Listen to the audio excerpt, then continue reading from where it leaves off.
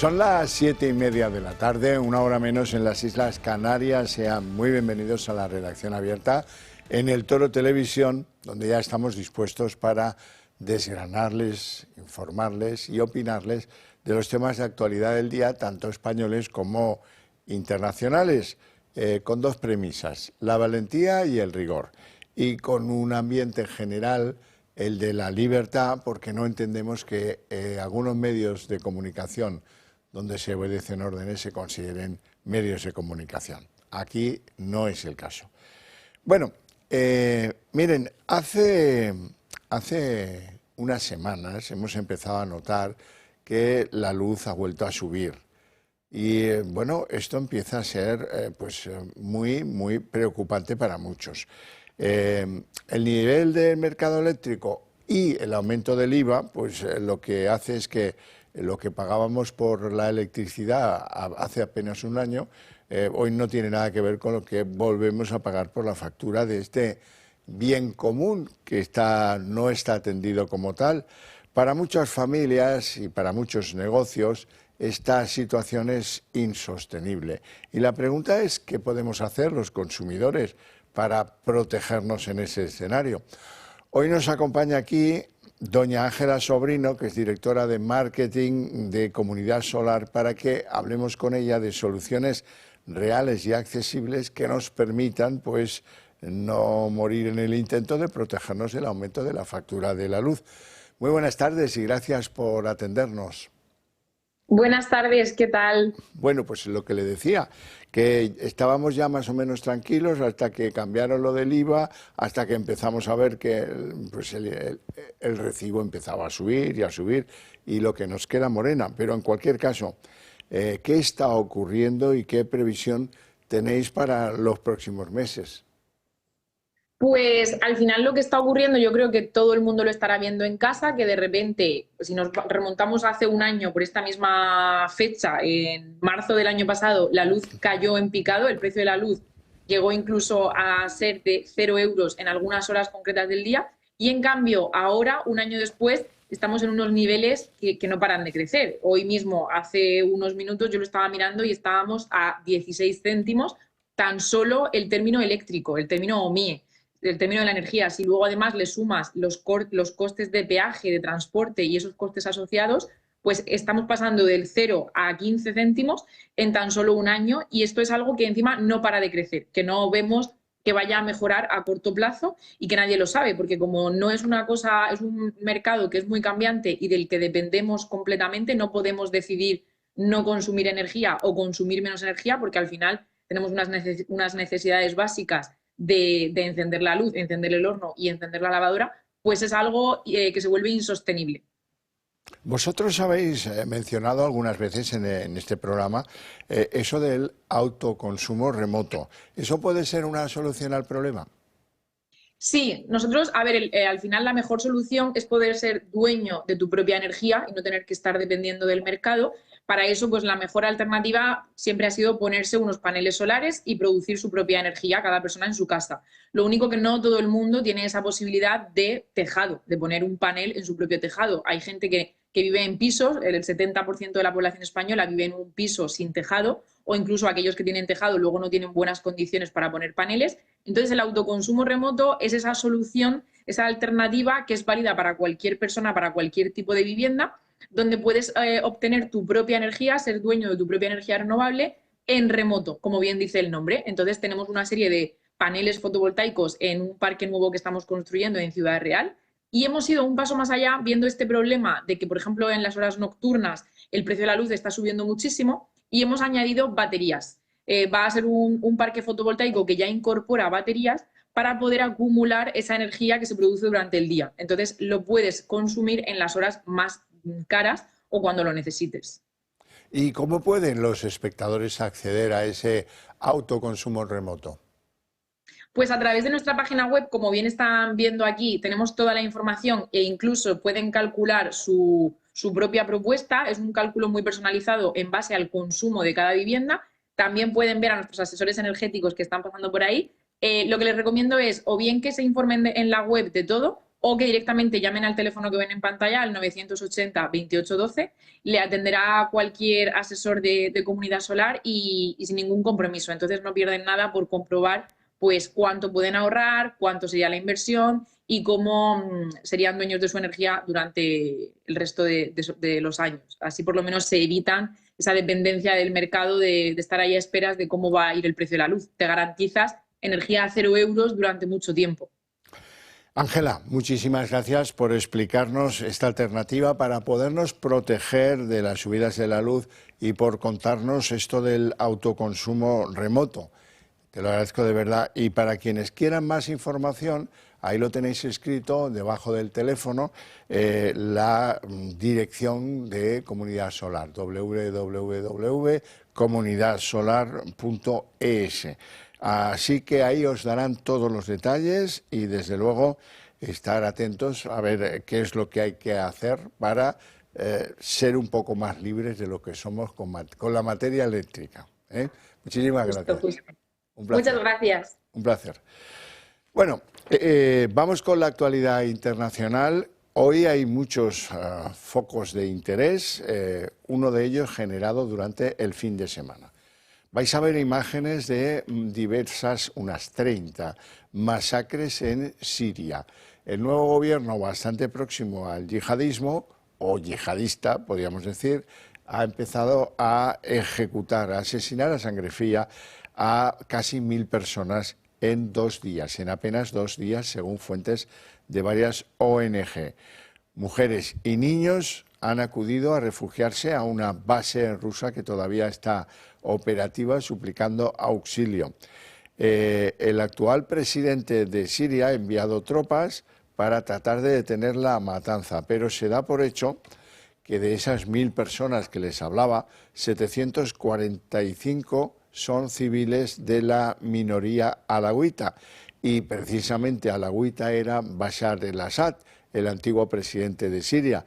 Así es que hay algo de vendetta contra los que todavía, donde tenía los bastiones Bashar el-Assad, que era la parte de Latakia y de donde está la base rusa donde se han ido a refugiar.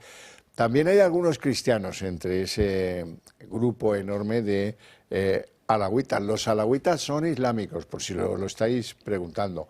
El rey de Marruecos, por ejemplo, es pues un hombre importante de la fe alawita, pero claro, a los yihadistas casi que les da igual matar alawitas o matar cristianos. Y ahora lo han emprendido con los alawitas porque se entiende que ahí está la base del apoyo que tuvo Bashar el-Assad. Vamos a ver a continuación imágenes de lo que está pasando en Rumanía. Ya saben que el candidato a la presidencia rumana, Călin Georgescu,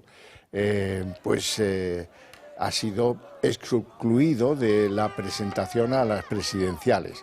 Eso ocurría al tiempo que no le dejaban presentarse y él llamaba a sus correligionarios a la violencia. El anuncio de esta decisión, ¿qué ha provocado? Pues violencia institucional del establishment rumano contra los seguidores de Georgescu. Lo que estáis viendo son manifestaciones frente a la sede del BEC en Bucarest que requirieron la intervención de la Gendarmería, uno de cuyos miembros de la Gendarmería rumana estaría herido. Y de Rumanía nos vamos a ir enseguidita a Alemania. Vive una situación extraña Alemania porque ha habido una huelga de aeropuertos que ha dejado este lunes prácticamente aislada por aire, entendámonos, Alemania, debido a esta huelga prevista para el día de hoy en los 13 principales aeropuertos del país. Esto ha generado un caos importante, la cancelación de 3.400 vuelos, muchos con España, claro está, y se han visto afectados 500.000 de pasajeros. Bueno, y llegados a este punto vamos a entrar de frente y por derecho en la actualidad nacional y lo vamos a hacer con doña Marta Castro, que ya me acompaña aquí, yo se lo agradezco mucho, vicesecretaria nacional jurídica de Vox. Muy buenas tardes. Buenas tardes, don Vamos a Xavier. ver, usted lo tiene fácil para contarlo porque está ahí, tiene todos los datos. A mí me va a costar más. Seguro que no. Mire, Puigdemont, vamos a vueltas con Puigdemont. ¿Qué le interesa a Sánchez? Cumplir con Puigdemont y darle todas las regalías, los espejuelos, las joyitas que llevaban los conquistadores, ¿verdad? Dárselo todo para ver si ellos se animan y le dicen ok a los presupuestos. Yo daría los presupuestos por tirarse a la basura, pero bueno, en cualquier caso, anda orden desde Moncloa, de eso a mí no me cabe ninguna duda, tanto a la Fiscalía como a la Abogacía del Estado, para que cambien sus pronunciamientos y los vuelvan insultantemente agresivos en el asunto de la amnistía para Puigdemont. Recordarán, venimos de un pasado. Y en ese pasado pues ha habido magistrados, como es el caso de Pablo Llerena, que han mantenido criterios muy sólidos en el Tribunal Supremo. ¿Cuál es el criterio? Pues, oiga, no se le puede amnistiar porque malversó dinero público. Y ya entonces decían las defensas de Puigdemont, de Comín y del otro Luis Puig, decían, no, hombre, pero es que este hombre no se ha enriquecido en el ejercicio del poder en Cataluña. Y la interpretación de Llarena lo dejaba todo muy a las claras. Dice, vamos a ver, si este señor ordenó que se pagaran cosas del Prusés con dinero público, sí que ha malversado, puesto que era un empeño ilegal, contrario a la Constitución y al Estatuto de Cataluña. Hasta ahí quedó la cosa, clarísima. Pero ahora, bueno, por orden de Sánchez han empezado a revolver el asunto y han empezado a decir que es que el juez Llarena se inventó un enfoque del delito, que es que el juez Llarena, si aplicáramos la ley de esta forma, dejaríamos vacía la ley de amnistía. Y bueno, esto ya me parecía un poco el colmo, doña Marta. Pues así es, lo has planteado muy bien. Es verdad que lo que se ha visto esta mañana, Fiscalía manteniendo la aplicación de la amnistía, desdiciendo unos primeros informes cuando la aplicación del delito de sedición, el cambio sobre la sedición, la transformación a desórdenes públicos que se realizó el año pasado, ya dejaron los 4 fiscales de sala que estuvieron presentes en el proceso, ya dejaron muy claro y apuntado que no podrían ser amnistiados. Pues bien, los 4 fiscales fueron cambiados no sin controversia dentro de la Fiscalía, solicitaron un informe acordados de hace unos meses. Lo que tenemos hoy es un fiscal que ha mantenido que es absolutamente amnistiable, que no perjudica ni el patrimonio de los españoles ni tampoco afecta al patrimonio de la Unión Europea, que es uno de los requisitos que vemos que Vox ha recogido para poder mantener la solicitud de inaplicación total de esta ley de amnistía, no solo parcial por el delito de malversación, sino que Vox, hasta donde podamos, vamos a seguir manteniendo que la aplicación de esta ley es absolutamente contraria a nuestro derecho. Porque no solo porque la malversación se aparta de los criterios empleados en Europa, sino que también se aparta de jurisprudencia de más de 50 años, unánime, de sentencias del Tribunal Supremo, en el que se vincula el enriquecimiento no solo patrimonial, sino de cualquier modo, incluso también, como dicen unas sentencias, espiritual, con que no puede venir a decir la fiscal que este enriquecimiento es un mero afán personal, que el proceso se constituye como un mero afán personal. La abogacía del Estado, pues la misma línea, una abogacía del Estado que no reclamó como perjudicada, como todos los españoles y como patrimonio del Estado, no reclamó la cantidad que se había peritado en más de 5 millones. Pero yo he recordado en sala esta mañana que hay un procedimiento en el Tribunal de Cuentas, a inicio además de Sociedad Civil Catalana, en el que ahí se ha aceptado una cuestión prejudicial en el que más de 5 millones están en juego. Ahí avaló la Generalidad el propio patrimonio personal, con que este intento de desligar a efectos... todo se ha llevado en el uso de un lenguaje que se ha incluido en la voluntad del legislador, que es lo que nos están defendiendo en sala los letrados de los golpistas. Como el lenguaje lo abarca todo, pues han querido que la interpretación se haga solo literal, que esa es la voluntad del legislador, pero se han olvidado que una ley se tiene que aplicar y que ya no es la voluntad del legislador la que configura la aplicación. Precisamente gracias a la separación de poderes, es el juez el que tiene que interpretar la ley. Y no solo la literalidad, porque nuestro ordenamiento jurídico tiene el texto legal, tiene principios, tienen derechos, tenemos costumbres, tenemos jurisprudencia. Y durante 50 años se ha estado aplicando una cosa, la modificación que se han establecido ahora no tienen sustento ni parangón en doctrina examinada por el Supremo, con que mucho me sorprendería que el Supremo se apartase ahora del criterio del instructor de Llarena. Pero lo más importante es que también nosotros hemos recordado que no solo por el delito de malversación, sino que hay una cuestión de inconstitucionalidad ya planteada, dos cuestiones de inconstitucional, una por el Supremo y otra por el procedimiento que está en el Tribunal Superior de Cataluña. Ahí se ha elevado cuestión de constitucionalidad por la afectación a esos principios constitucionales de igualdad, de unidad del Estado, la unidad territorial, la configuración territorial del principio de igualdad que preside un Estado de Derecho y elementos de democracia básicos. También las cuestiones prejudiciales que ya se han elevado al Tribunal de Justicia de la Unión Europea, que hace poco pues hemos planteado, en la que ahí Vox estamos basando nuestras alegaciones en que el acervo comunitario es lo que rige ya en nuestro Estado de Derecho. O sea, no vamos a aplicar ninguna novedad que venga de Europa y que nos venga a salvar. Si es que si no coinciden, son absolutamente coincidentes porque son principios del Estado de Derecho. Con el matiz que cuando la finalidad es ilícita, como bien has dicho, en la propia configuración de los hechos que fueron objeto de condena como un verdadero golpe de Estado, aunque les condenaron por sedición, cuando la finalidad es ilícita y no es otra que el intento de segregar ilícitamente, de destruir la unidad de España y el territorio español, Europa lo ampara en el Tratado de la Unión Europea como el principio de territorialidad, que quiere decir que la propia Unión Europea está obligada a preservar la seguridad, a preservar la identidad de cada una de las naciones soberanas que la integran, con que es absolutamente coincidente que esta ley ataca a la unidad territorial que figura en el artículo 2 de nuestra Constitución, con también lo que la Unión Europea, el marco de protección que debe dar a todos los estados soberanos que lo integran. Bueno, a mí me ha quedado clarísimo.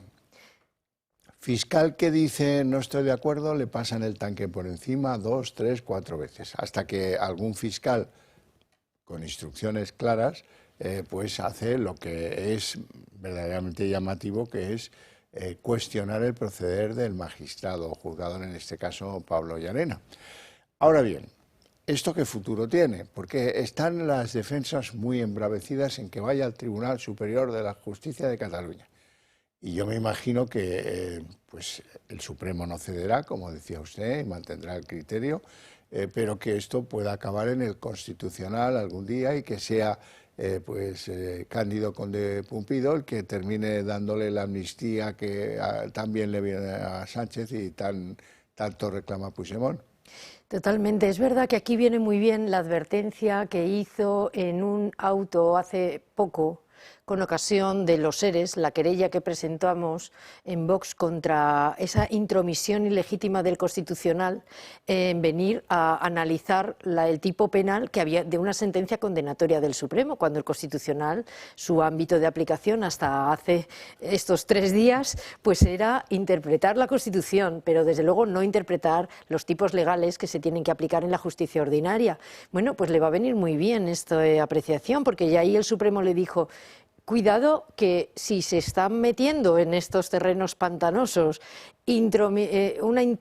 realizando una intromisión en esta parte jurisdiccional, usted que no es poder judicial, que no lo integra y que solamente tiene que invocar y analizar la Constitución, no vaya a ser que caiga en un delito de prevaricación.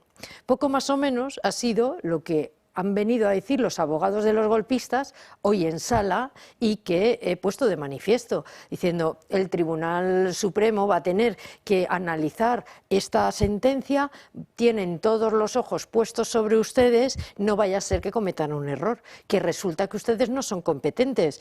Bien, esto es algo que la invocación del juez predeterminado, la jurisdicción y demás ha sido analizado desde el año 2017, pues puede ser que en más de 40 resoluciones y que no tiene ningún sustento y que incluso ha llegado al Tribunal Europeo de Derechos Humanos y se la han denegado. Pero ellos siguen insistiendo con que el peligro que llegue al Constitucional, ya hay dos cuestiones de inconstitucionalidad para ello, que llegue también al Tribunal Superior de Justicia de Cataluña, habiendo planteado este tribunal ya también su propia cuestión de inconstitucionalidad y además una cuestión prejudicial de la interpretación al Tribunal Europeo de Justicia de la Unión, pues nos ofrece ciertas seguridades de que hay jueces y magistrados que, en aplicación pura de la legalidad, están considerando que esta ley no puede ser aplicable del modo que ellos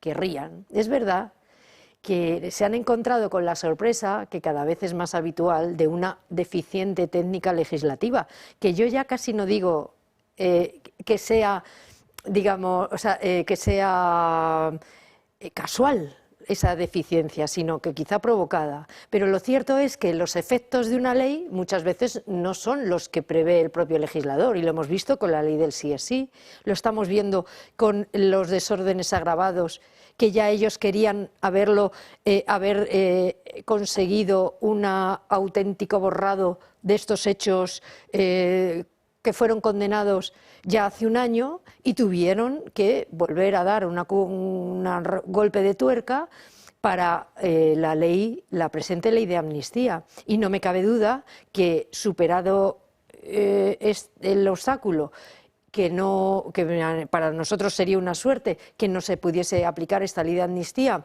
y que es la única que ahora en el momento impide venir a Puigdemont y a los fugados a España, encuentren otro modo y nos enfrentemos pues a cualquier cuestión novedosa, que para eso están en ello muchas cabezas pensantes y de los partidos que ahora mismo configuran el gobierno. Y lo que pasa es que el delirio lleva a extremos de ordinariez muy considerables, ¿no? Si al final, después de la advertencia, tuviera que ser el Constitucional de Cándido Conde Pumpido el que diera un golpe de timón a la interpretación de la amnistía o del delito de malversación, pues ya esto sería pues para que nos hicieran reportajes en las televisiones esas de los fenómenos paranormales, ¿no? Pues sí, porque hemos visto tantos cambios. Es verdad que casi ni nos sorprendería, pero la realidad es que no solo creo que el Tribunal Constitucional, aunque no tenemos grandes esperanzas en que sea el tribunal el que venga a decir que no sea amnistiable, pero lo cierto es que ya ha habido muchas reacciones de los operadores jurídicos, del Consejo General del Poder Judicial, de la Sala de Gobierno del Tribunal Supremo, de asociaciones de magistrados. El escándalo es tan mayúsculo en el ámbito judicial, al que añadimos no solo la amnistía, añadimos también el estatuto del Ministerio Fiscal, el caso del fiscal general. Es más, en el propio caso que he estado analizando esta mañana, he analizado un decreto sobre cómo queda configurado la última reforma del delito de malversación antes de la ley de amnistía, porque la ley de amnistía cambia la configuración del delito de malversación. Pues muy bien, según las frases que yo he leído en el que dice que un fin ilícito nunca va a poder tener una protección de ninguna herramienta del derecho, que eso creo que es de sentido común y no hace falta hacer una tesis.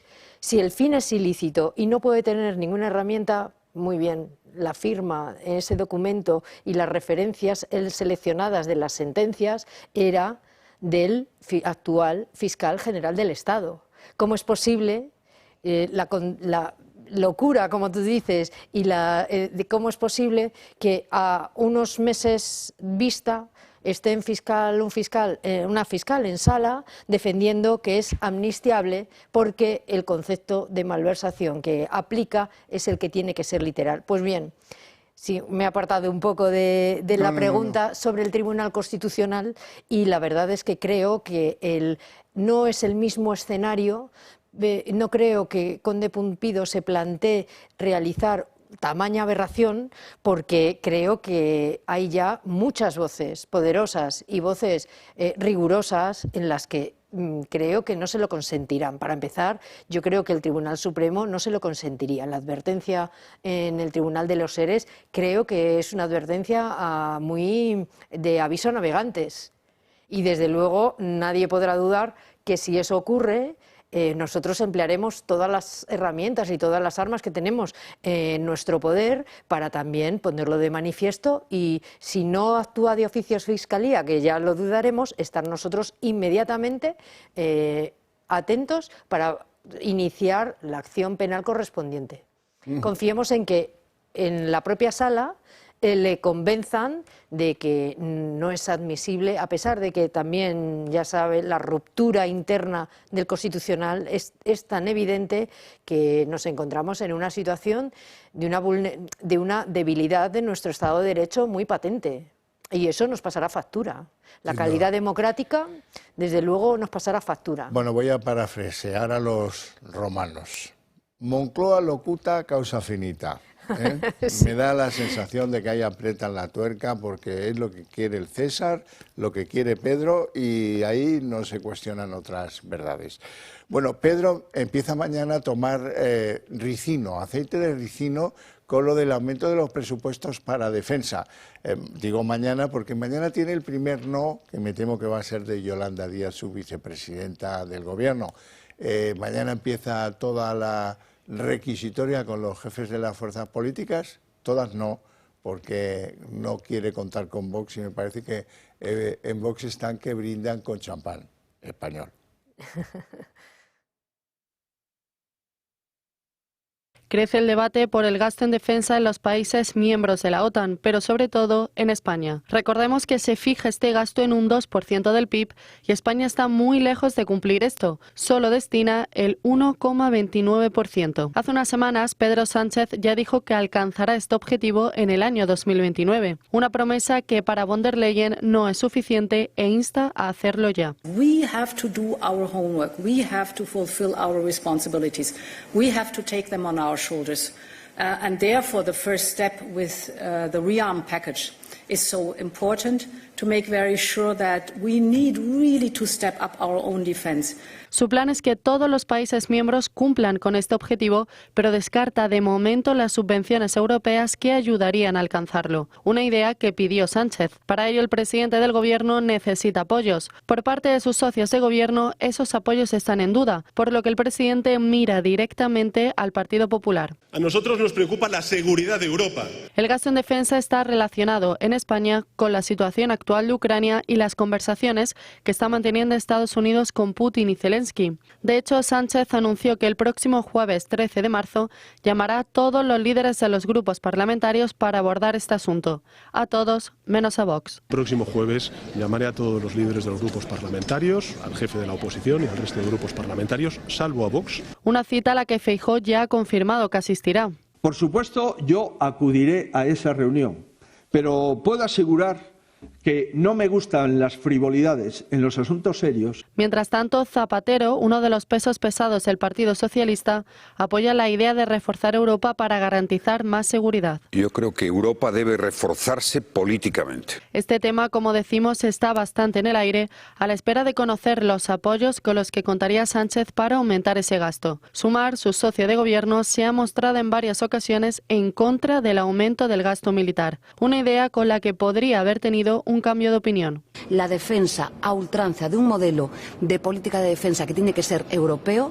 2, Europa concentra en términos presupuestarios más presupuesto que la propia Rusia. En la privacidad, eso sí, hace todo lo contrario. Ha permitido gastar al Gobierno más de 5.000 millones en defensa al margen del Congreso, modificando reiteradamente los presupuestos para aumentar esas partidas. Unos presupuestos, recordemos, aún sin aprobar. El próximo jueves nuestra mirada se irá hacia Bruselas a la espera de conocer qué se decidirá allí entre los líderes políticos nacionales y sobre todo cómo el Gobierno abordará la exigencia de Europa. Y mañana veremos en qué queda la reunión con Yolanda Díaz. Tiene Yolanda Díaz un problema. Podemos está absolutamente rebotado contra esta idea y ella hoy decía que bueno, que tampoco cree que el gasto militar vaya a arreglar nada. Porque no arreglamos nada por subir el presupuesto militar. No se arregla nada. Lo que necesitamos saber, y los españoles y las españolas creo que quieren saber, es qué política de defensa vamos a practicar en el siglo XXI, en un momento muy complejo de recesión geopolítica y en el que nuestra apuesta es clara por ejemplo, seguir apoyando a Ucrania. Pero no arreglamos nada, esto es como la subida y bajada de impuestos en general. El debate no es este, el debate es ¿para qué? En una Unión Europea, insisto, que tiene más presupuesto de defensa que Rusia. Bueno, pues la solución probablemente mañana, tampoco seguro que vaya a ser así. Lo que sí es seguro es que para que sus ideas sobre cómo hay que llevar este país progresen con mayor eficacia, deben plantearse echarnos una mano, ayudarnos a nosotros, porque es la garantía de que sus ideas, esas que compartimos, vayan a proyectarse sobre la sociedad española con mayor eficacia y con mayor rapidez. Nos vamos a publicidad.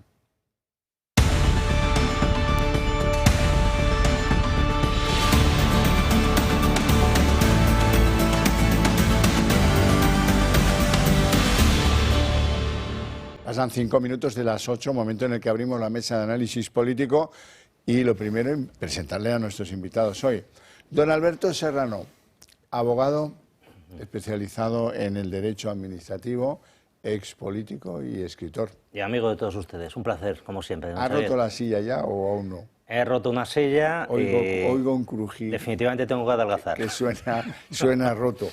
Don Luis Suñer, economista y vicepresidente de Acción Liberal. Buenas tardes. Muy buenas tardes. ¿Todo bien? Todo estupendo. Bueno, vamos a empezar por la Dana.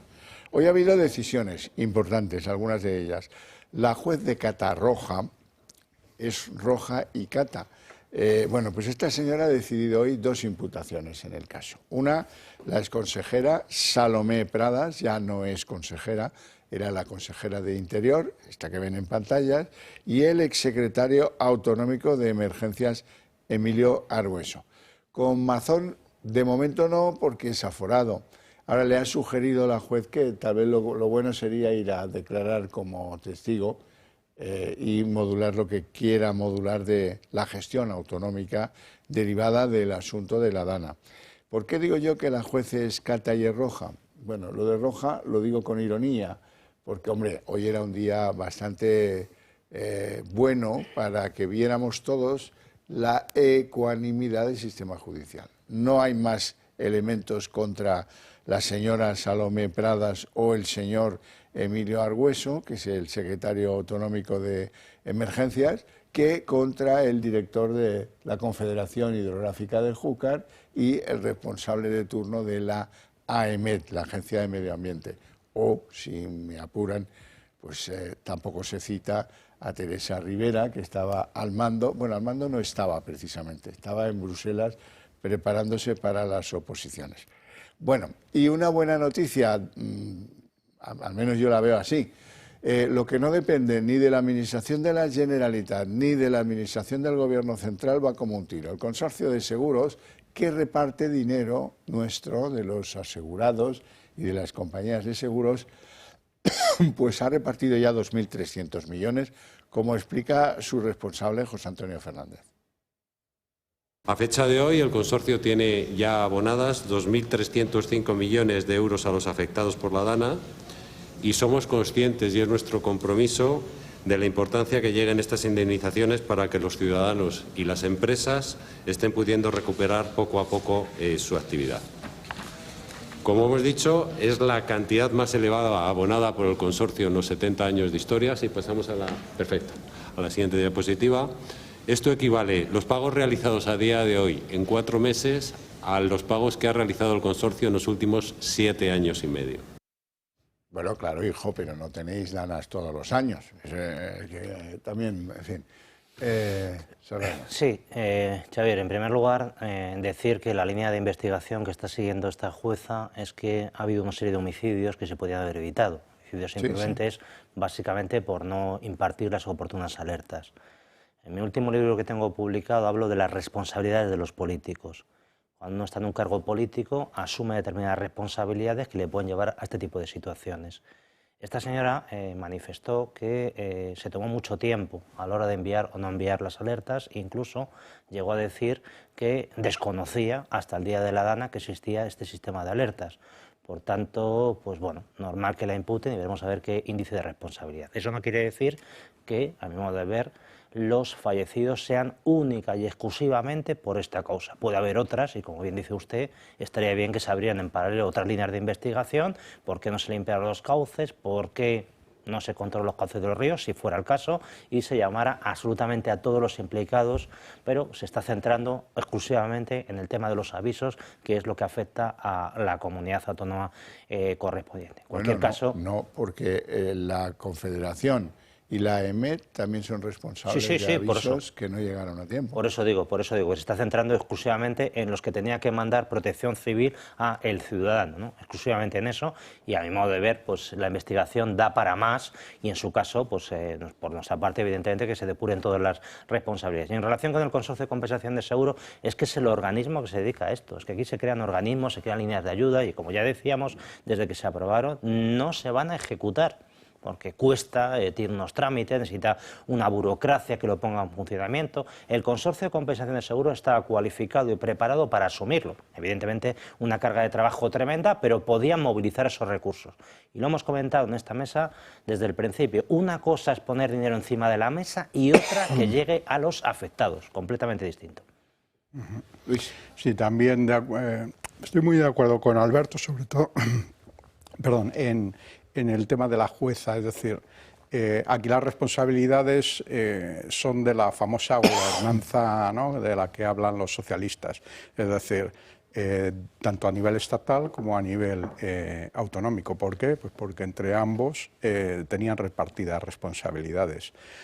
Unos no las han querido, no las han ejecutado, ¿no?, y además han escondido su actuación, y otros, pues bueno, yo creo que por incompetencia, pues han fallado, ¿no?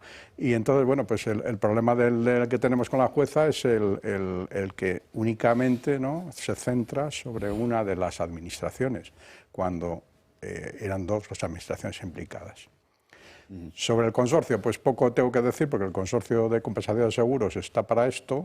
Efectivamente, no hay danas, no hay gotas frías cada año que causen esta desgracia, y entonces, bueno, pues simplemente para eso... Compararlo con el pasado no tiene menos sentido. Claro, no tiene ningún sentido. Y yo soy el primero en quitarme el sombrero, porque sé que han hecho su trabajo, y cuando los otros no lo hacen, aquel que sí se le ocurra, pues es digno de ser loado. Bueno, señor Serrano, vamos a ver. El juez del caso Begoña ha decidido llamar como testigo a Bolaños por aquello de la asesora contratada en Moncloa para atender los requerimientos, digamos, de las cátedras de la señora del presidente del gobierno. Como dependía de Presidencia, pues debe querer que le aclare, el juez quiere que le aclare a ver las condiciones laborales de esa señora, quién la fichó, con qué méritos y de qué forma. Nuevamente caramelo envenenado, en este caso para el señor Bolaños, porque entiendo que le cita como testigo, pues no tiene capacidad de citarlo como imputado porque es un aforado, pero si de esa información que pueda proporcionar Bolaños resulta pues algún tipo de insuficiencia, algún tipo de evasiva, pues podría considerarle también a este señor en buena medida responsable de todo aquello y elevar las actuaciones al Tribunal Supremo también sobre este asunto. Me parece que le veo yo a usted en un programa, Xavier, comentando que el Tribunal Supremo, pues lógicamente, funciona con otros ritmos. Es que hay que recordar que el señor Peinado está con este asunto, más otros 1000 asuntos en paralelo que puede tener en su juzgado. Según el último informe de la Fundación Fundación Aranzadi, hay más de 4 millones en paralelo en España. Entonces, claro, es un auténtico infierno. Evidentemente el Supremo en este tipo de instrucciones pues tiene muchísimas menos y puede avanzar como tendría que ser un asunto hasta que termine. Y claro, pues lógicamente se supone que tiene una mayor agilidad, por tanto, pues puede terminar perfectamente en el Supremo toda esta cuestión, enganchando en este caso a Félix Bolaños y lo que pueda surgir por ahí. Bueno, al final la secretaria o ayudante o lo que fuera de la señora Begoña Gómez, pues al final era una persona contratada por Presidencia para, en teoría, bueno, y pagando con los impuestos de los españoles, pues para realizar un servicio público, no privado. Es decir, un trabajo público, no privado. Y entonces, bueno, pues tendrá que el señor Bolaños explicar por qué, ¿no? Se da esta circunstancia. Que vaya a ser el imputado o no, bueno, pues yo ahí tampoco soy muy optimista, ¿no? Pero sí al menos que se arroje un poco más de luz sobre la que ya hay, ¿no?, respecto a esta señora.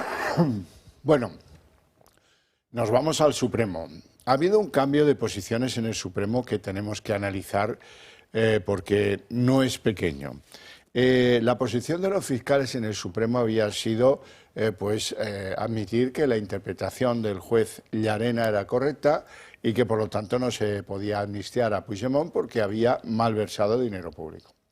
La interpretación del juez Llarena es, oiga, si se cargan unos gastos al erario público que son por interés, digamos que porque la franela le está afectando, bueno, pues si eso no es constitucional, si no está amparado en el Estatuto de Autonomía ni en la Constitución y además es un acto ilegal, pues el reproche es el mismo que si se lo hubiera metido en el bolsillo. Sí es verdad que no se lo metió, pero da igual. Bueno, esto ha cambiado. Como a Sánchez le interesa que Junts le diga así a los presupuestos, bueno, pues han torturado a los antiguos fiscales del asunto este, han puesto a una con menos, digamos, ganas de llevar la contraria al César, y esa nueva ha llegado como elefante en cacharrería y ha acusado al juez Llarena de haberse inventado un enfoque del delito de malversación. Y a partir de ahí, ¿qué solución tendrá esto? Pues bueno, el Supremo probablemente mantendrá lo dicho por Llarena y esto acabará dentro de unos meses en el Constitucional, donde está aquel señor, el lavandero de tal, ¿saben?, el que limpia, brilla y da esplendor, y acabará amnistiando a Puigdemont. Y si no, al tiempo, no en vano, pues este es el propósito del César y de Moncloa locuta causa finita. Vamos a verlo. La Fiscalía y la Abogacía del Estado piden al Supremo que aplique la amnistía a Carles Puigdemont. Dice la teniente fiscal del Supremo y número 2 de García Ortiz que en los actos del 1 de octubre no se emplearon fondos europeos y que tampoco hubo enriquecimiento personal. Un criterio muy distinto al del juez Pablo Llarena y al de la sala que condenó tanto al fugado como a Toni Comín o Luis Puig. Sin embargo, la defensa del fugado insiste en que el Supremo no es competente. Dice que la decisión es del Tribunal Superior de Justicia de Cataluña al ser Puigdemont diputado del Parlamento catalán. La vulneración de derechos fundamentales en esta decisión del juez Llarena es evidente y bueno, un Tribunal Supremo que lleva 4 interpretaciones del delito de malversación en 7 años, pues no garantiza la seguridad jurídica, ¿no? Lo mismo opina el abogado de Puig, que incluso ha defendido que no aplicar la ley sería una resolución arbitraria e injusta. Fue el pasado mes de septiembre cuando el magistrado Pablo Llarena desestimaba los recursos presentados por los independentistas y declaró no aplicable la amnistía de caudales públicos. Esta decisión de Pablo Llarena fue recurrida por Puigdemont, Comín y Puig y este lunes se ha producido una sesión en el Supremo sobre este recurso.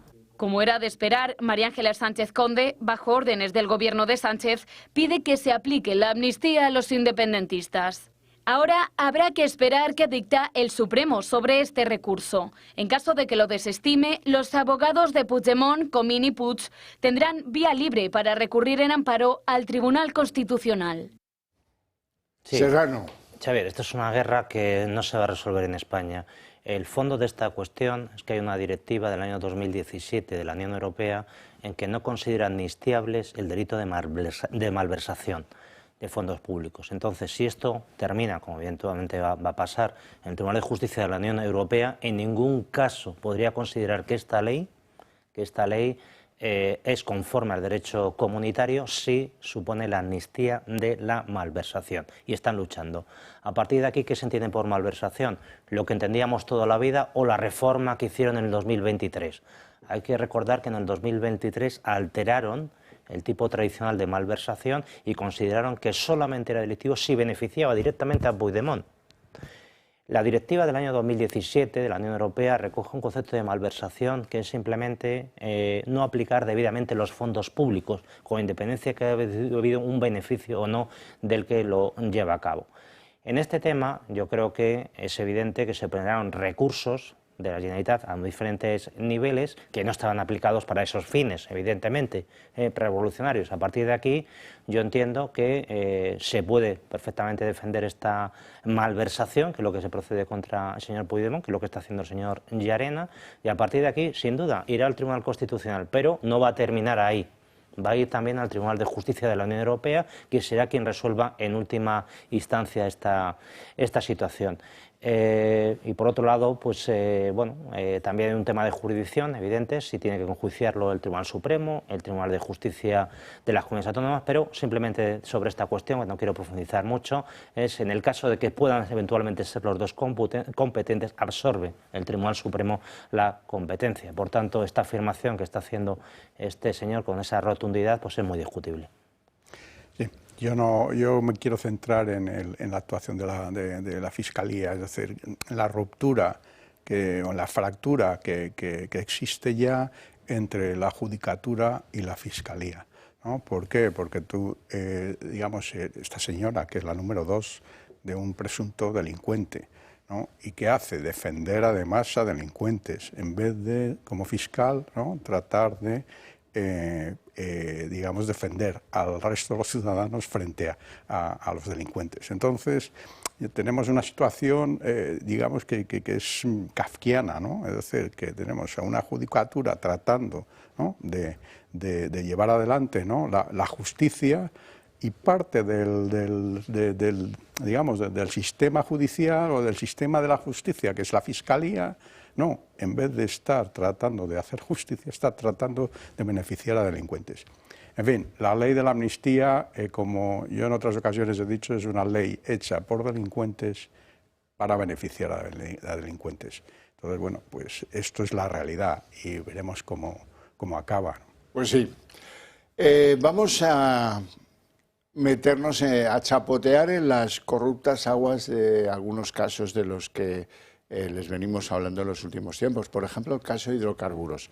Hoy hemos sabido, a través de algunas publicaciones de algunos medios, que un despacho próximo a Koldo y al PSOE le ofrecía 50.000 euros a Carmen Pano, aquella señora que dice haber llevado en 2 bolsas de basura a la planta segunda de Ferraz 90.000 euros relacionados con la matriculación de unas empresas de la trama Aldama como comerciantes de hidrocarburos.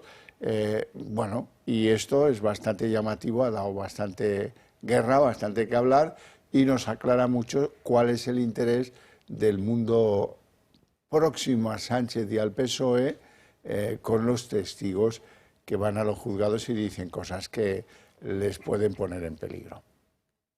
50.000 euros a cambio de amoldar su declaración. Según The Objective, 4 días antes de declarar, la empresaria Carmen Pano acudió a un despacho de abogados próximo al PSOE, donde se le ofrecía esta cantidad de dinero para que ésta cambiara su declaración.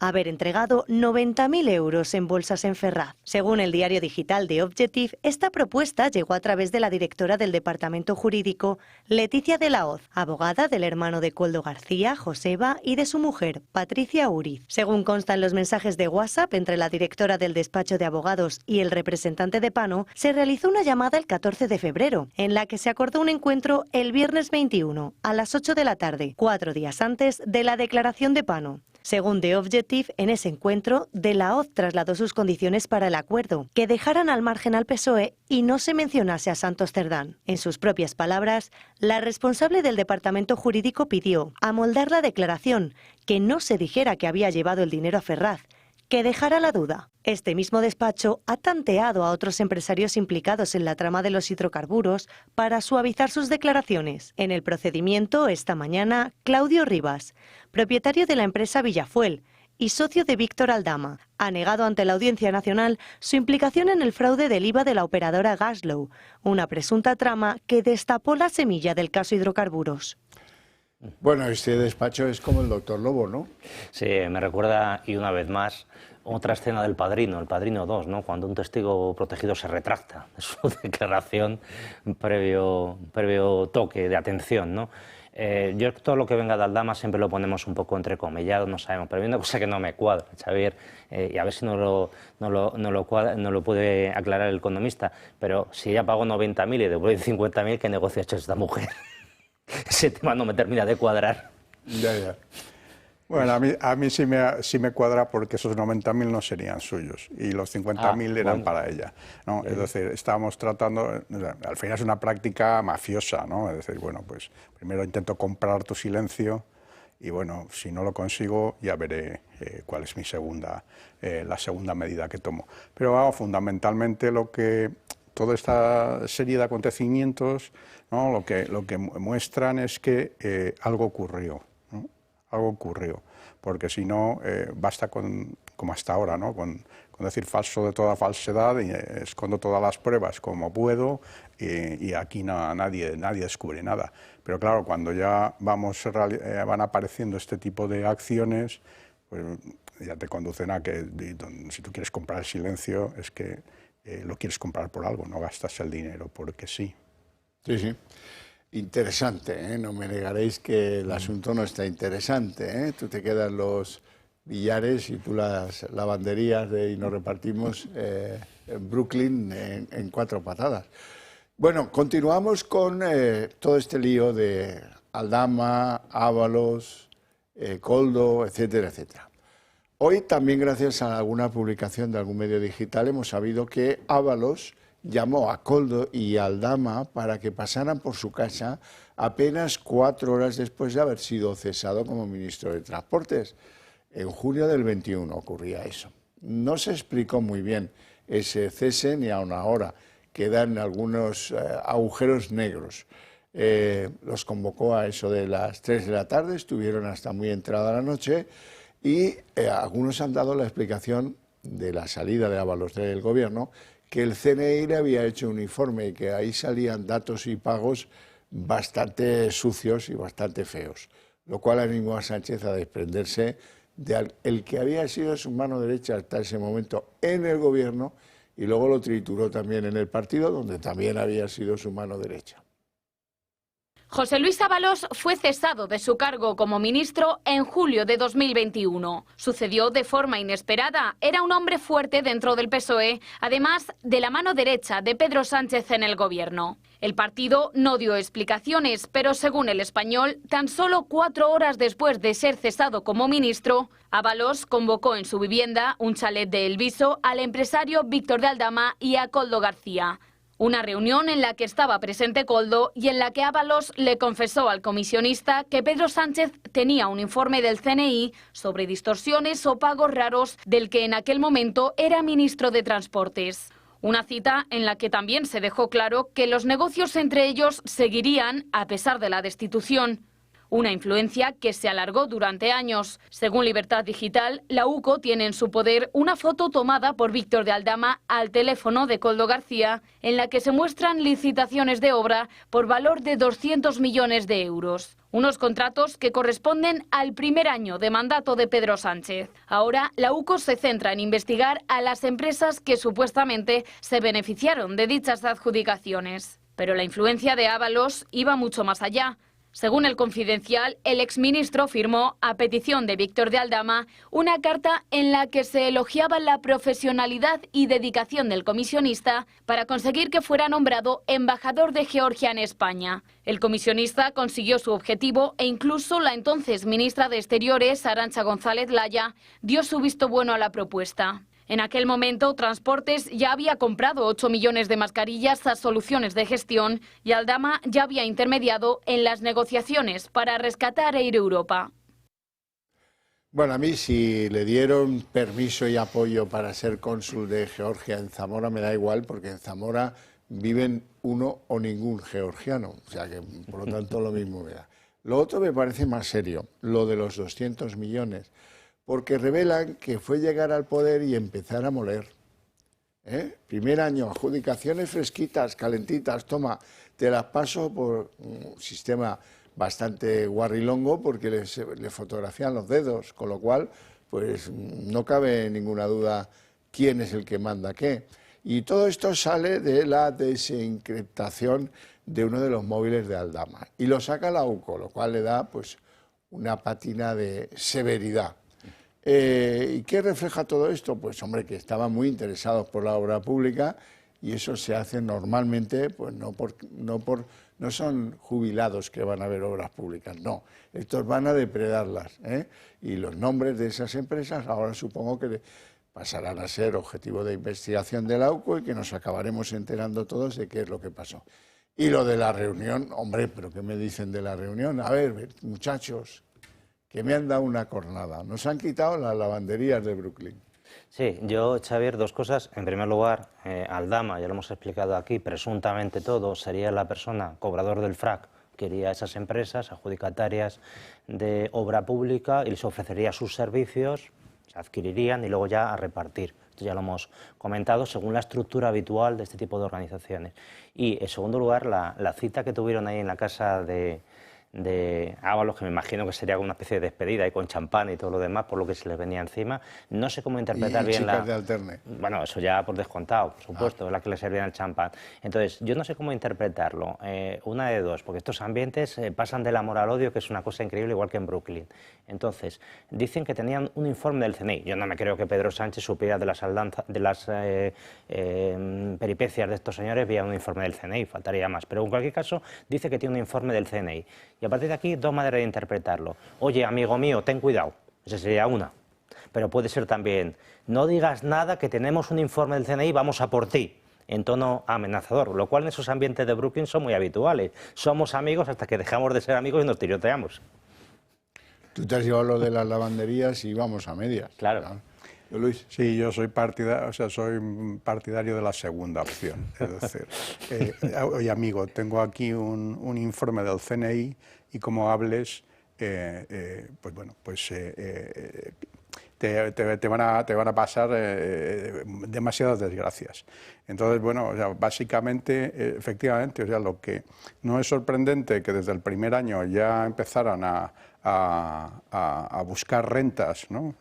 A buscar rentas públicas para sus actividades corruptas, porque yo creo que en el caso de Ábalos tenía ya una experiencia larga en este tipo de búsqueda, ¿no? de partidas presupuestarias para ejecutar corruptelas, y es a través de su ONG, con lo cual si nos vamos al histórico de la ONG, ¿no? Descubriremos, ¿no? Cuál es toda su actividad, ¿no? ¿Quién la cebaba? La ONG peruana. Sí, sí, ¿no? Bueno, la ONG suya, que ejecutaba proyectos en Perú y, bueno, a saber dónde, ¿no?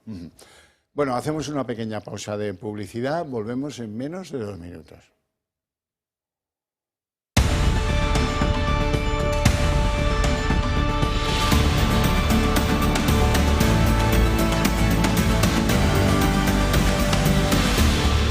Seguimos en el chapapote. Vamos con la Miss Asturias 2017, un poquito menos valorada en los mercados porque me comentan que fue Miss Asturias mayores de 30.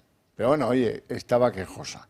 Estaba quejosa porque el lugar en el que la empotraron, la enchufaron, pues hombre, la ninguneaban porque esta es la que ha puesto el ministro. Esas cosas, la gente es muy mala, hombre, en lugar de ser buenos compañeros, la envidia lo puede todo. Y le escribía a Ábalos, oye, es que no te preocupes porque los del PSOE soportamos todo lo que nos echen. Fíjate, 140 años de historia. No sé qué os parece, pero a mí me parece lamentable todo. Bueno, es un evento más de todo este cuento, ¿no? Es decir, lo que sí está claro es que la compañía que dependía de Renfe, Logirail, me parece que se llamaba, debía estar acostumbrada a este tipo de situación en el que viene el ministro, el director general o el presidente de Renfe y dice, bueno, que tengo este amigo, esta amiga en particular que quiero que contratéis. Y entonces, bueno, pues el procedimiento yo creo que habitual era, pues nos viene la amiga del ministro, pues bueno, aquí la aparcamos. En Gijón, en la estación. La aparcamos en este sitio, la chica en esta de la mesa. Estación. Claro, y ella, pues también es verdad que te sientes herido en tu amor propio, ¿no? Cuando no haces, o sea, entras y no te dan una función, ¿no? Acorde a tus capacidades directora intelectuales. Como la asesora de Moncloa, ni nada de eso. Pues esta señora, a sus virtudes profesionales, sus atributos humanos, une además una guinda que era del PSOE, lo dice ella. Oye, que soy además del PSOE, a mí no me traes como una cualquiera. Era ¿no? la gran fan de Ábalos en Asturias, sí, lugar al que iba Ábalos o alrededores, Cantabria también, ¿vale? Allí iba con las pancartas y las banderas, comandante, comandante, a ver si me buscas. Ahora, me hace más gracia, dice, no, estoy sufriendo, no, que sufrimos somos los demás, que te pagamos un sueldo a cambio de nada. Eso es lo que sufrimos los demás. Por otro lado, por lo menos la otra, la tal Jenny, esa no, o la Jessica, pues esa no molestaba, no encordiaba, era más digna. Se le ha ido usted subconsciente con lo de Jenny. Sí. Ay, Dios mío. Pues la tal Jessica, esta directamente se lo lleva más digna su actuación en ese sentido. Bueno, vamos con el jefe de gabinete de Montero, ese que pongo las manos al fuego por Moreno. Moreno es un probo funcionario. Bueno, probo tampoco. A este le acusaban de haberse metido un sobre con unos billetacos en el bolsillo por haberle gestionado un aplazamiento de deuda tributaria a una empresa de Aldama. Una cosa de nada, 3 millones de euros, una cosa así, que quería estos chicos pretenciosos de la agencia tributaria que se los querían apropiar. Hombre, estaría bueno. Bueno, la cosa queda en tablas hasta que a este le vayan a imputar. Cuando le imputen ya se lo reprocharemos a Marisú Montero. La cuestión es que Moreno, el jefe de gabinete, también me dio en parecidas circunstancias, o sea, ante la agencia tributaria, por un moroso que estaba relacionado con Delsi, porque era el propietario del aeropuerto de Ciudad Real, que quedó en nada, lo compró a precio de saldo, y querían hacer algo con los venezolanos allí. Y en esa, para demostrarle a este tío del aeropuerto de Ciudad Real la enorme influencia de la trama, es por lo que dicen, bueno, pues usa al chico de los recados de Montero, que le levante la deuda tributaria y así verán que están hablando con la trama de Luxe. Sí, esta señora Montero tiene ya experiencia en determinadas tramas, ¿no? Acuérdese de los seres de Andalucía, etc. Entonces siempre es bueno poner un testaferro. Entonces, asuntos de coldo, así un poco raros, del sí, de lo que sea, mira, con este señor lo trata. Y este señor, por la pinta que tiene, todo presunto, pues tiene pinta de eso que se llaman, en estos ámbitos, se llaman un desollinador. Uno de estos que se manchan pero hasta las orejas. Por la chimenea. Pues sí, no hay ningún problema. Entonces, ¿para qué está este señor? Pues para hacer el trabajo sucio, por así decirlo. Y entonces ya tenía bien montado. Si hubiera algún tipo de dificultad, si al final se demuestra todo eso cierto, ya verá usted cómo cambia de opinión la señora Montero sobre este señor. No le conocía de nada. Bueno, básicamente yo cuando tengo un segundo, ¿no? Ese segundo no hace las cosas, digamos, sin que yo lo conozca. Eso es, y más, ese segundo que me debe a mí el puesto, ¿no? Pues me va a preguntar antes de ejecutar cualquier cosa. Está con ella desde los 18 años. Exactamente. Entonces, este es el segundo de María Jesús Montero, igual que Ábalos era el segundo del señor Sánchez, ¿no? Me acaba usted de tranquilizar. Claro. No, sí, yo creo que todo, o sea, al final hay no es un nexo común, es una actuación, ¿no? Común, ¿no? Y es decir, que yo niego que mi segundo yo no me enteraba nada, y no es verdad. Los segundos siempre de a bordo consultan los temas más... Pero el jefe de gabinete están para eso. Claro, entonces ella lo sabía, ella lo conducía, y y efectivamente pues le diría, bueno, pues si da a este señor que os lo arregla. Bueno, es verdad que Zapatero ha cobrado un nivel 10 en el Sanedrín de Pedro Sánchez. Se le encargan cosas verdaderamente complejas y verdaderamente importantes. Otras se le encargan a Contreras, otras se les encargan a diferentes viejas glorias. El Senado socialista en torno a Sánchez, de los que le aguantan, ¿no? Hoy ha explicado Zapatero en qué consisten esos pactos antinatura, la mayor parte de ellos, de Junts y del PSOE. Sobre todo, antinatura los de inmigración. Porque es una lengua de nuestro país, el catalán. ¿Por qué ha surgido? ¿Por qué ahora se pone el foco en catalán? Porque es una delegación de facultades, que es el término constitucional, en materia de inmigración. Entonces, claro que es un elemento que se tiene en cuenta fundamentalmente para el arraigo, es decir, para que una persona esté integrada, como su respeto a los valores constitucionales. Y es que el catalán, el gallego y el euskera son idiomas españoles de España. Sí, Xavier, un peligro totalmente. Se pone aquí a las cejas y da miedo, efectivamente. Este señor fue el que le dijo a Pascual Maragall: Pascual, no te preocupes, amigo, todo lo que apruebe el Parlamento catalán lo vamos a aprobar desde Madrid. Y luego, en paralelo, se le veía a su segunda, a la señora Teresa Fernández de la Vega, echándole la bronca a la entonces magistrada del Tribunal Constitucional, y a continuación el 40% de ese estatuto fue declarado inconstitucional por el Tribunal Constitucional de entonces, elegido en los mismos términos que en la actualidad. Entonces, yo, si fuera Puigdemont, nuestro amigo Puig, no me fiaría de este señor, de que los pactos que han llevado a cabo. Yo he tenido ocasión de examinar la proposición de ley orgánica para la transferencia de este tipo de asuntos. Me parece una auténtica chapuza jurídica. Me parece increíble que estos asuntos, que son muy delicados, que son muy serios, no se aborden con un proyecto de ley en condiciones, con los informes correspondientes al Consejo General del Poder Judicial, Consejo de Estado, etcétera, etcétera, sino que se haga en un papelucho, que lo puede ver todo el mundo, una proposición de ley en que temas muy serios se despachan de manera absolutamente chapucera y chabacana. Por otro lado, al margen del tema jurídico está el tema fáctico. ¿Se puede llevar a cabo o no esta ley? Confío que, como se requiere mayoría absoluta para su aprobación, pues se descuelgue alguno por allí, de los muchos que están ahí, y al final no salga adelante, como le pasó al Estatuto de Cataluña. Bueno, este hombre hay que recordar que llegó a la Secretaría del Partido Socialista como lo hizo Sánchez, con el apoyo del Partido Socialista catalán. Entonces le tenía que devolver favores, como lo está haciendo Pedro Sánchez. No, dicho esto, él salió en unas condiciones, digamos, de imagen personal pues bastante deterioradas, y yo creo que se unen dos cuestiones. Una es su amor por las dictaduras, ¿no?, y por todo aquello que destruya o esté en contra de España, y lo otro pues es su afán de venganza. Entonces, dentro de ese afán, pues todo lo que pueda, digamos, perjudicar a aquellos, ¿no?, que él considera sus enemigos políticos, pues lo va a apoyar. Bueno, me interesa mucho, su opinión me interesa en todos los temas, pero en este es que aquí se ve quién le mete la mano en el bolsillo al otro, ¿verdad?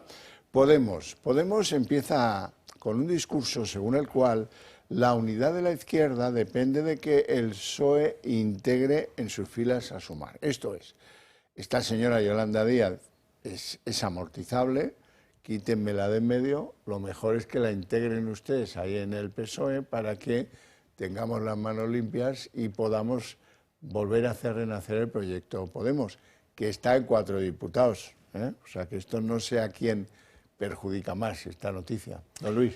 Bueno, efectivamente, yo creo que simplemente lo que están reclamando es poder recuperar una serie de puestos públicos, o sea, como sería el número de diputados, para poder colocar a sus amigos, ¿no? Es decir, están reclamando, por un lado, existe, digamos, no creo que la relación personal entre Yolanda Díaz y las dos lideresas de Podemos, ¿no?, sea buena. Entonces, pues tú absorbe a Yolanda Díaz. Yolanda Díaz también creo que lo agradecería, porque ella va a querer seguir digamos, detentando un puesto de imagen pública, y con el camino que lleva con su formación, pues no lo va a tener.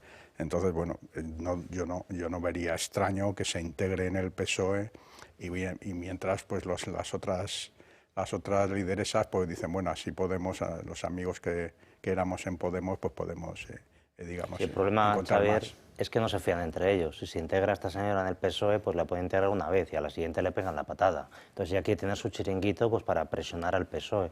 El problema de fondo de todo esto es que estamos hablando de dos partidos, uno que dice que tiene un 7%, otro un 4, un 5. Si los dos se unieran y consiguieran un 12%, probablemente duplicarían los resultados electorales por circunscripciones. Pasarían pues de entre los dos 10, 12 diputados a tener probablemente 25, 26, que es lo que necesita Pedro Sánchez para gobernar. Por tanto, está loco Pedro Sánchez por montar esta unión, esta fusión. Lo que pasa es que Pablo Iglesias ya le ha engañado unas cuantas veces y no se fía, evidentemente, de Pedro Sánchez, y lo que dice es, oye, yo perfecto, pero a mí me dejáis todo el carril. Esta señora, te la quedas tú con ella, no se presenta, y todo el que no quiere votar al Partido Socialista, que se considera de izquierdas, que me vote a mí. Entonces, Pablo Iglesias lo que está haciendo, una negociación dura, exigiéndole que se retire este partido y que ellos lo integran. Y a partir de aquí, pues claro, el otro tampoco se fía del otro, y están entre los tres, pues en una, como lo decíamos, del bueno, el feo y el malo, ¿no? A ver quién desenfunda antes, ¿no? Bueno, vamos a ver cómo Fiscalía apoya la idea de que la querella del magistrado ya jubilado García Castellón prospere, porque efectivamente creen que Belarra pues se pasó en sus descalificaciones de este juez, y por lo tanto pues es un poco raro, pero Fiscalía, como es Belarra, pues por aquí no sangra. Esta noticia tiene mucho que ver con la anterior. Si probablemente llega a un acuerdo Podemos en los temas del PSOE, la Fiscalía probablemente tendría otros criterios, pero mientras pues la chicharran y la presionan a Belarra en tal sentido.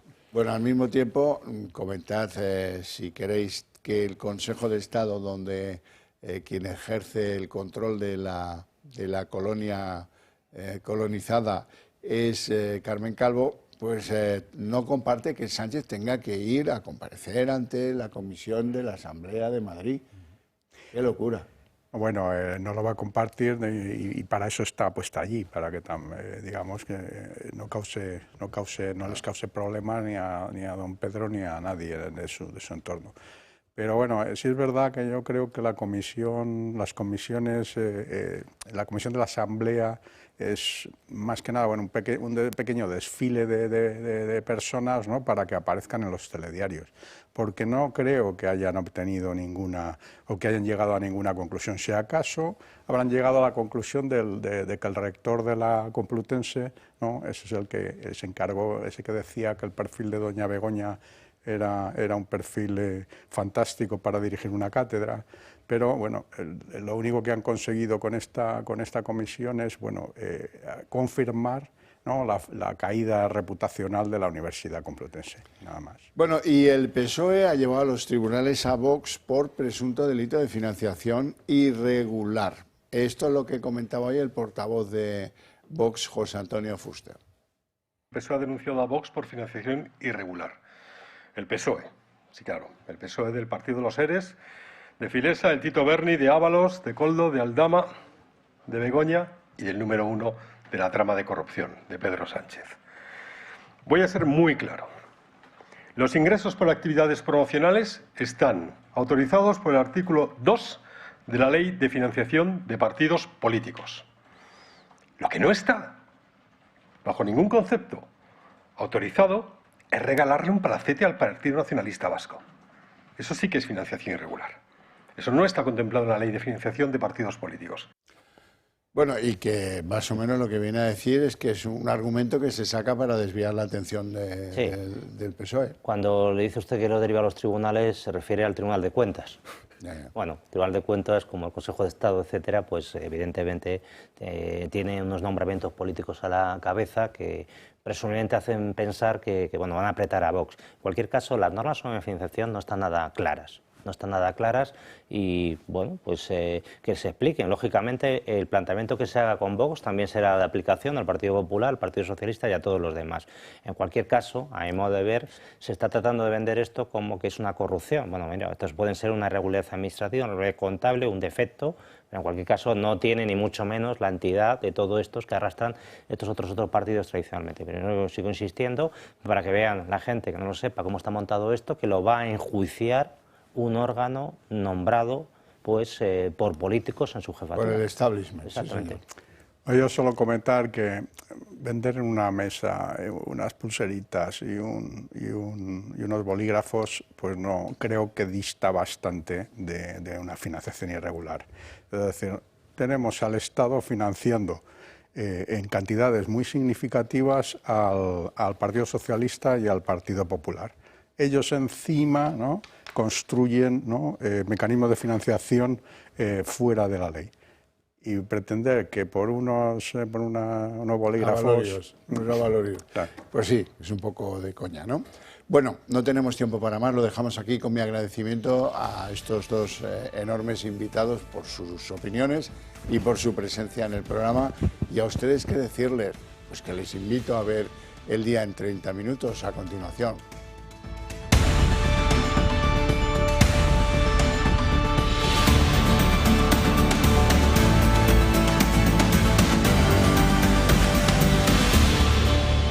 El Día en 30 minutos. Los de Puigdemont ya han fijado el próximo objetivo, si quiere Sánchez, que se sienten a negociar los presupuestos. ¿Cuál es ahora el asunto? Pues que no están suficientemente contentos con la condonación de la deuda y ahora han decidido dar un paso más allá y dice que le reclaman al gobierno que les entregue los 50.000 millones de deuda pendiente por infraestructuras que no se han llevado a cabo en unos cuantos años en Cataluña. Incumplimientos gravísimos del Estado que si ahora quieren contar con ellos van a tener que satisfacer. Y entre tanto, Sánchez ha vuelto a movilizar a Fiscalía y Abogacía del Estado en su favor. Ambos órganos piden al juez Llarena que aplique la amnistía por el delito de malversación a Carles Puigdemont, el mismo delito que pesa a los otros exconsejeros Lluís Puig y Toni Comín. Ambos órganos hablan de que el líder de Junts no utilizó fondos europeos y dicen que ven sorprendente que se hable de enriquecimiento patrimonial. La Fiscalía y la Abogacía del Estado piden al Supremo que aplique la amnistía a Carles Puigdemont. Dice la teniente fiscal del Supremo y número 2 de García Ortiz que en los actos del 1 de octubre no se emplearon fondos europeos y que tampoco hubo enriquecimiento personal. Un criterio muy distinto al del juez Pablo Llarena y al de la sala que condenó tanto al fugado como a Toni Comín o Lluís Puig. Sin embargo, la defensa del fugado insiste en que el Supremo no es competente. Dice que la decisión es del Tribunal Superior de Justicia de Cataluña al ser Puigdemont diputado del Parlamento catalán. La vulneración de derechos fundamentales en esta decisión del juez Llarena es evidente y bueno, un Tribunal Supremo que lleva 4 interpretaciones del delito de malversación en 7 años, pues no garantiza la seguridad jurídica, ¿no? Lo mismo opina el abogado de Puig, que incluso ha defendido que no aplicar la ley sería una resolución arbitraria e injusta. Fue el pasado mes de septiembre cuando el magistrado Pablo Llarena desestimaba los recursos presentados por los independentistas y declaró no aplicable la amnistía de caudales públicos. Esta decisión de Pablo Llarena fue recurrida por Puigdemont, Comín y Puig y este lunes se ha producido una sesión en el Supremo sobre este recurso. Como era de esperar, María Ángeles Sánchez Conde, bajo órdenes del gobierno de Sánchez, pide que se aplique la amnistía a los independentistas. Ahora habrá que esperar qué dicta el Supremo sobre este recurso. En caso de que lo desestime, los abogados de Puigdemont, Comín y Puig tendrán vía libre para recurrir en amparo al Tribunal Constitucional. Y Fernando Grande Marlaska, casi una semana después, ha roto su silencio sobre esa cesión de la inmigración a los catalanes. Asegura que no habrá cesión del control de las fronteras porque este seguirá recayendo exclusivamente sobre policía y guardia civil y los Mossos solo se van a encargar de las devoluciones, que no de las expulsiones. Sobre el catalán asegura que es un requisito valorable, pero que nunca será determinante para obtener la residencia. En materia de control de fronteras no hay ninguna cesión en el control de fronteras y tampoco hay ninguna cesión en el control de los flujos migratorios irregulares. El uso de las lenguas oficiales, como en este caso el uso el conocimiento del catalán, es un elemento que determina evidentemente circunstancias como el arraigo, de modo alguno, y también va a ser determinante de que una persona tenga la residencia o que una persona sea expulsada. Aplicar la amnistía total a Carles Puigdemont es el nuevo objetivo de Pedro Sánchez. De ahí, de Moncloa, parte la orden para que la teniente fiscal del Supremo, María Ángeles Sánchez Conde, haya planteado un recurso para que Puigdemont sea amnistiado de sus delitos en el procés. Hasta ahora, una decisión del magistrado Pablo Llarena le mantenía al margen por el delito de malversación. Y ahora la Fiscalía mantiene que el magistrado Llarena se inventó un enfoque del delito por considerar que malversó fondos para producir el procés. El Ministerio Público cree ahora que Puigdemont, como no se enriqueció personalmente con sus decisiones, lo que procede es amnistiarle. ¿Cuál fue la interpretación del juez Pablo Llarena? Pues que Puigdemont o el conseller Comín o Lluís Puig decidieron cargar a fondos públicos aportados por los contribuyentes el coste del referéndum del 1 de octubre y que eso era malversar, puesto que un empeño como ese no solo era ilegal y contrario a la Constitución y el Estatuto de Autonomía, sino que era ajeno a sus responsabilidades de gobierno y a las competencias que tenía la Generalitat. La Fiscalía sigue el dictat de Moncloa y se suma a las posiciones de los abogados de Puigdemont. Argumenta que Llarena, con su interpretación, está vaciando de contenido la propia ley de amnistía. Con la Fiscalía actúa pues cogidos del brazo, ya lo saben, como siempre, la abogacía del Estado. El recurso se presenta en el Supremo, pero es previsible que todo este lío acabe en el Constitucional. Y mensajes del móvil de Víctor de Aldama revelan que José Luis Ábalos le llamó al poco de ser cesado por Pedro Sánchez y le comunicó que este tenía informes del CNI sobre su vida privada y sus negocios. En esos mismos mensajes, que pertenecen al volcado del móvil del Víctor de Aldama, se revelan pantallazos del móvil de Koldo García, del exasesor de José Luis Ábalos, en los que aparecerían adjudicaciones de obras de carretera por valor de 200 millones de euros. José Luis Ábalos fue cesado de su cargo como ministro en julio de 2021. Sucedió de forma inesperada. Era un hombre fuerte dentro del PSOE, además de la mano derecha de Pedro Sánchez en el gobierno. El partido no dio explicaciones, pero según El Español, tan solo 4 horas después de ser cesado como ministro, Ábalos convocó en su vivienda, un chalet de El Viso, al empresario Víctor de Aldama y a Koldo García.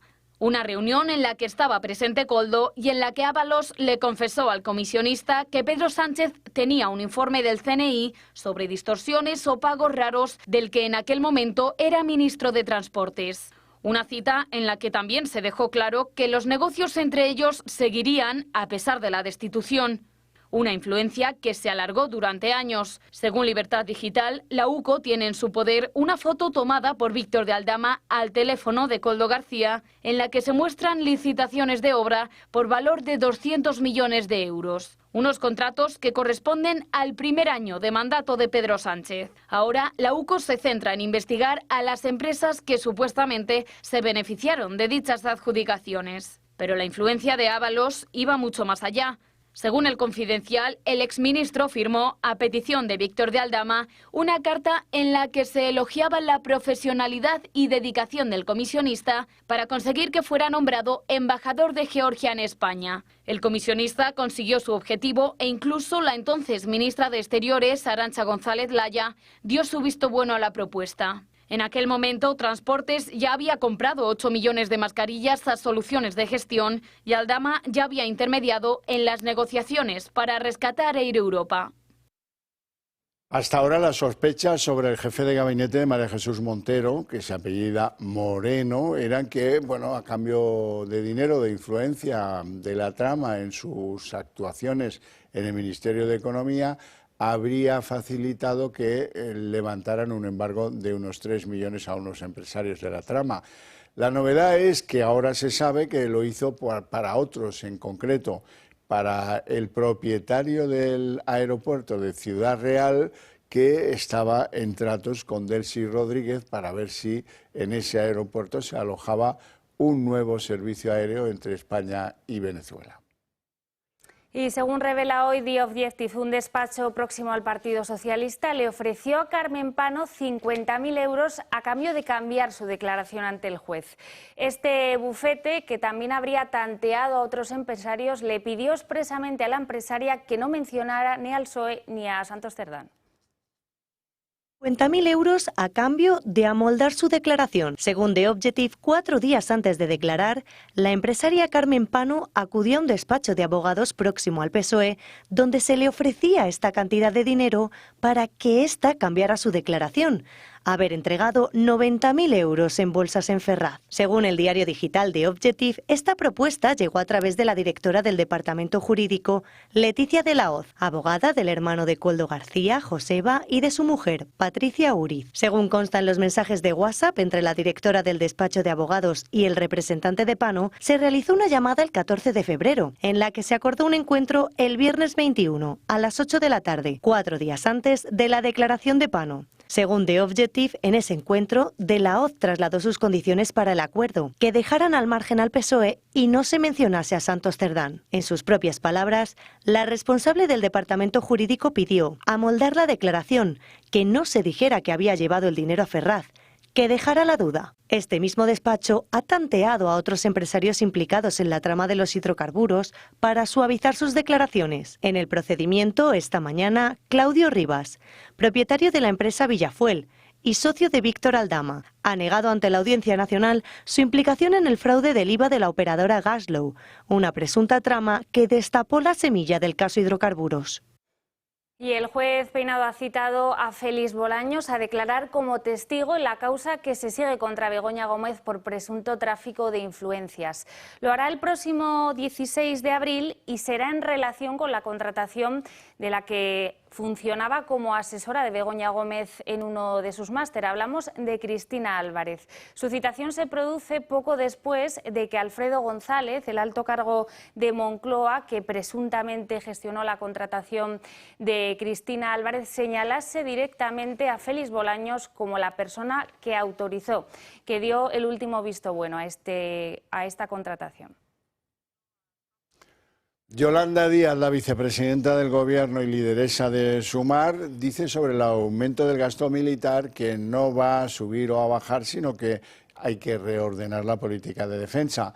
En una aportación sin duda valiosa a la geopolítica, dice la vicepresidenta segunda del Gobierno, que se trata de coordinar los efectivos y recursos, porque el presupuesto de defensa de la Unión Europea es superior al de Rusia.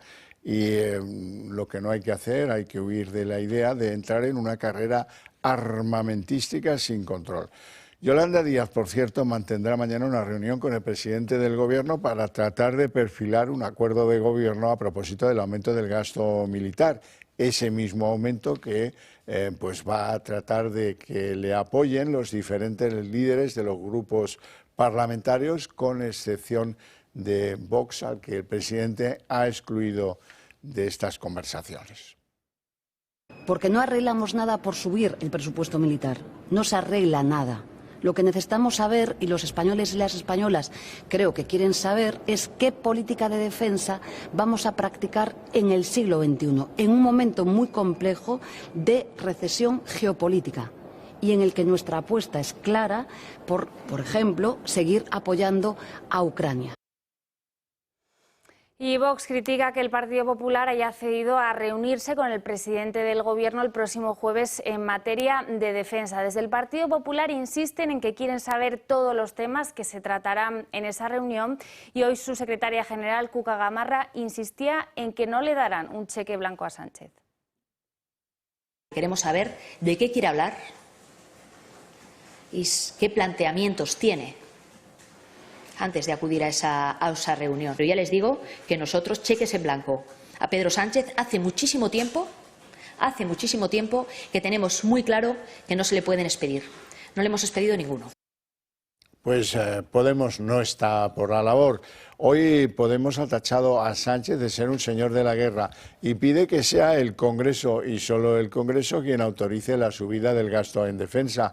El portavoz de los morados, Pablo Fernández, ha tildado de abominable, deleznable e incomprensible el propósito del Ejecutivo de querer aumentar los presupuestos de defensa.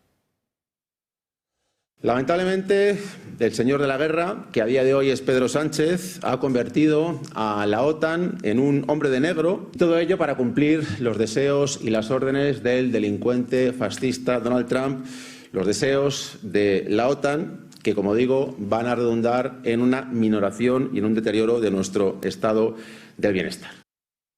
Y la juez de Catarroja, que investiga todo lo sucedido en torno a la Dana, ha decidido imputar a 2 exaltos cargos del gobierno de Mazón y no imputar al presidente de la Confederación Hidrográfica del Júcar.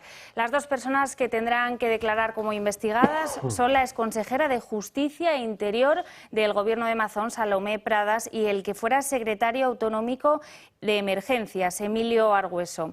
La magistrada, por otra parte, no ha aceptado que Mazón comparezca como imputado al estar aforado como pedían las acusaciones. Le ofrece, eso sí, declarar como testigo porque puede hacerlo de forma voluntaria.